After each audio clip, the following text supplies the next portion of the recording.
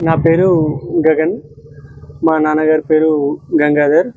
ఆయన మాది సాలూరా గ్రామం. మా నాన్నగారు గత 30 సంవత్సరాలుగా టైలరింగ్ చేస్తూ నాకు చదివించాడు. నాది డిఎడ్, బిఎడ్ అవన్నీ బిఎడ్ తెలంగాణ యూనివర్సిటీలో అయ్యింది. నిన్న విడుదలైన డిఎస్సి ఫలితాలలో నాకు జిల్లా వారీగా 3వ ర్యాంకు, తెలుగు మీడియంలో, ఇంగ్లీష్ మీడియంలో 2వ ర్యాంక్ వచ్చింది.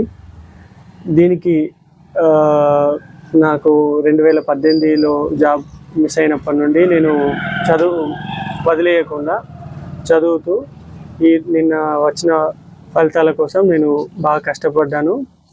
దీనికి ముఖ్యంగా నా కుటుంబ సభ్యులు ప్రోత్సాహం అందిస్తే, దానికి తోడుగా నా ట్యూషన్ పిల్లలు వాళ్ళు కూడా చాలా సహకరించారు. దాంతోపాటు గ్రామంలోని ఉపాధ్యాయులు వాళ్ళు కూడా ఎప్పటికప్పుడు దిశానిర్దేశం చేస్తూ నాకు వెన్నుదన్నుగా ఉన్నారు. వాళ్ళకు నా ప్రత్యేక కృతజ్ఞతలు.